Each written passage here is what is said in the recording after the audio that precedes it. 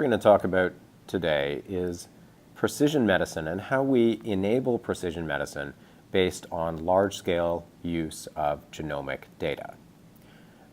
This is particularly relevant in cancer.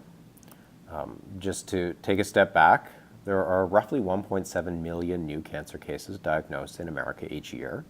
Cancer is already the #1 killer of people under 85 years of age, and over a lifetime will affect roughly 50% of men and roughly 1 in 3 women. Direct medical costs for cancer alone exceed $100 billion a year.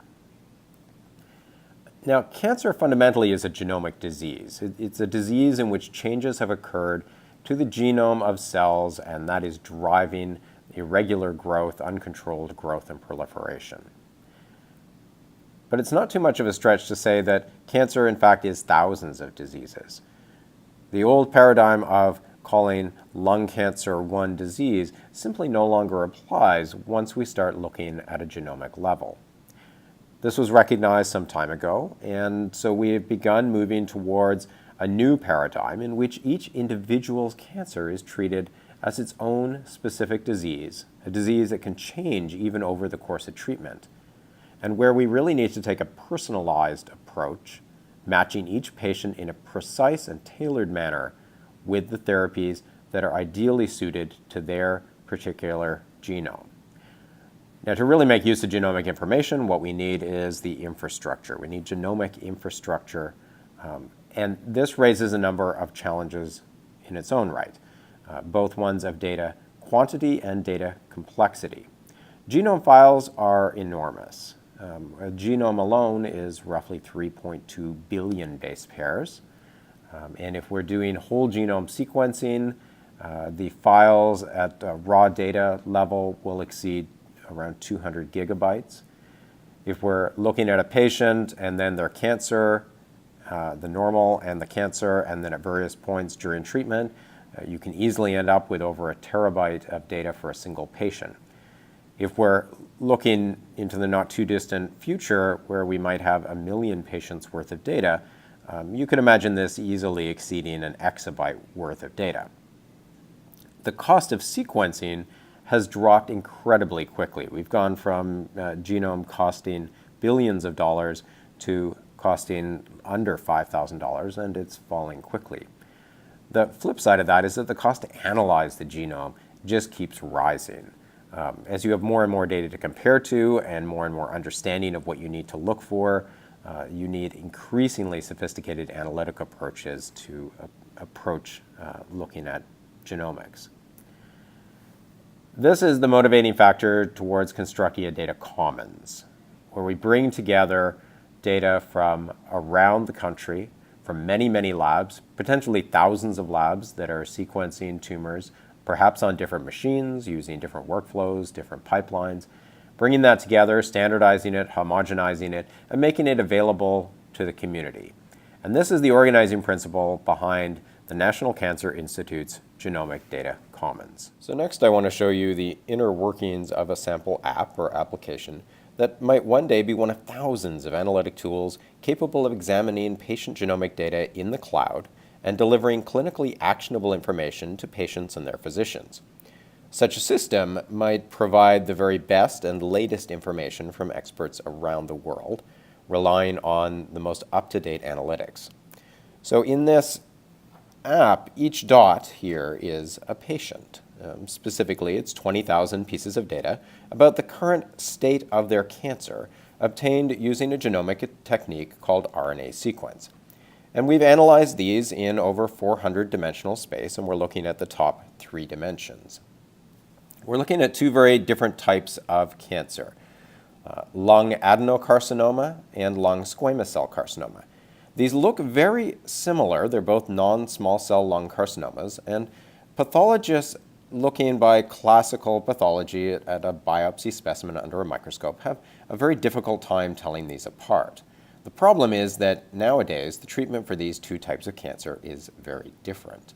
Avastin is a highly effective first-line therapy for adenocarcinoma, but is not recommended for squamous cell carcinoma, and in fact has a high rate of adverse reactions. So correct diagnosis is critical. The problem is the misdiagnosis rate is reported to be between 20 and 40%. And you can see this here. If we look at these dots, we have gray dots mixed with the purple and purple dots mixed with the gray. And we can use the algorithm going one step further to identify potentially misdiagnosed patients. These are ones that have been diagnosed as adenocarcinoma. They're going to receive Avastin, but they may in fact be squamous cell carcinoma patients, in which case the drug won't work and they'll have adverse reactions. And we can go in the other direction. These green ones now represent patients that appear from the genomic data to be adenocarcinoma and not squamous cell carcinoma. These are patients that should in fact receive Avastin. The algorithm can itself become a diagnostic tool, and we can show that here, diagnosis based on expression, and we can see a very clean delineation between the two populations, the adenocarcinoma and the squamous cell carcinoma. Well, why is this important, obviously, for diagnosis? But think about this at the level of a population. There are over 150,000 new patients diagnosed each year with one of these two types of lung cancer. Even at the low end, we may have 30,000 patients not receiving the best medical treatment, or even worse, receiving a drug that may harm them. Genomic data provides another tool to improve the odds. Using the associated clinical metadata, we can confirm that patients that the genomic data suggests receive the correct diagnosis do as well as you might reasonably expect.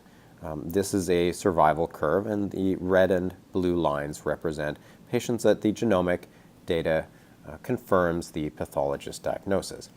The interesting thing is that the purple and green lines represent what the genomic data suggests may have been misdiagnosis, and applied over the 30,000 or more patients that this might represent each year, you can imagine the enormous economic and human impact of this, adding months, perhaps years to patients' lives, and avoiding the enormous healthcare costs associated with adverse reactions and applying the incorrect medication to a patient. We see our role as developing some of the key pieces of infrastructure that will service analytics-driven, data-informed medicine, all of which will be built on an infrastructure that is fundamentally open access and open source, enabling the development of an entire ecosystem of new and existing businesses that are able to provide the various aspects of precision medicine, leading to prevention of disease, better diagnosis, and optimal matching of treatments to individual patients. Around the nation, we have a number of absolutely top-notch comprehensive cancer centers. These provide the current leading-edge therapies to the patients that they are able to service within those areas. What we envision is a nationwide virtual comprehensive cancer center in which patient-level data is aggregated through hospitals and physicians and fed into the cloud, where computations, all manner of computations would occur, comparing that data to the wealth of data present in the Genomic Data Commons and other data commons.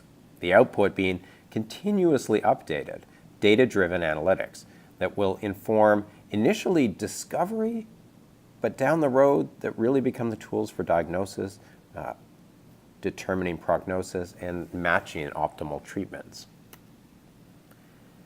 The opportunity here is to democratize discovery, provisioning the resources necessary for anyone, regardless of where they are and what resources they individually have, to do the computations and examine the large pools of data that otherwise would just be inaccessible.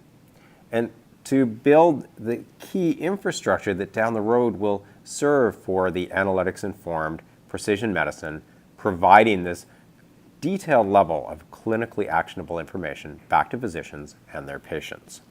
Here at the Center for Data Intensive Science at the University of Chicago, we are honored to have been chosen by the National Cancer Institute as their partner to build a data commons to house the nation's cancer genomic data. Under contract from the National Cancer Institute, the NCI Genomic Data Commons will house all legacy and all future NCI-funded genomic data and associated metadata for cancer. These data, representing tens of thousands of cancer patients, are harmonized so that they are compatible, accessible, and broadly useful to scientists. What you're looking at here is the GDC data portal.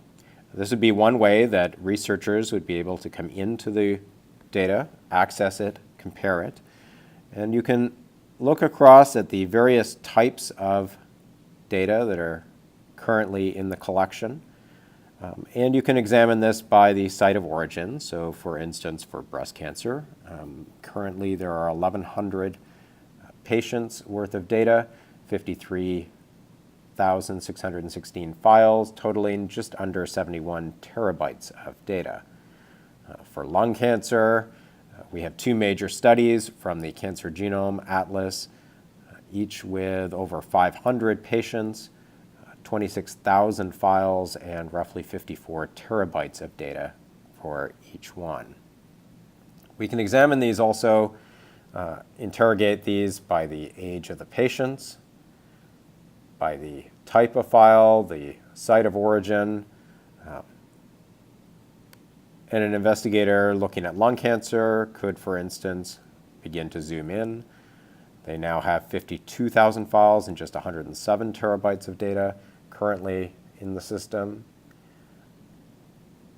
They can drill down further to individual cases. Now you're looking at individual patients with their gender and disease type, and then the various associated files, all the way down to individual files.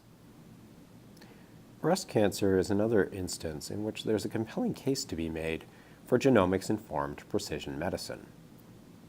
Breast cancer is the #1 cancer among women. It's a major health problem, but it's also well recognized that breast cancer is in fact many different diseases, and each of these can be defined at a very precise genetic manner. And these in turn have various therapies that have been targeted against that specific type of genomics. We can take the same type of approach and compare, for instance, triple-negative breast cancer, which is a rare but deadly form, which is estrogen receptor, progesterone receptor, and HER2 negative, to breast cancers that would fit a more conventional paradigm of being estrogen or progesterone receptor positive. You can see in this type of analysis, again, each dot is a patient. We're looking at several hundred dimensions in the analysis, but only focusing on the top 3, that we can, again, just as with lung cancer, identify groups of patients that appear to be atypical. We might say that these are misdiagnosed, but it's also possible that these simply represent patients that may respond in a different manner to therapies, and so you wouldn't want to treat them necessarily as conventional triple-negative breast cancers. These are ones that, at least based on this type of data, there's a hint that there may be alternate drugs that would be much more effective. And of course, we can use the same type of paradigm to define, in an algorithmic sense, a plane that falls between the two types and defines them much more precisely. This leads to the suggestion that if we only had more data, more clinical data, more genomics data, and a more focused approach to develop a triple-negative breast cancer commons, or even a larger breast cancer commons, that there really may be some low-hanging fruit here that would define clinical outcomes and move towards precision medicine in a meaningful fashion in a relatively short term.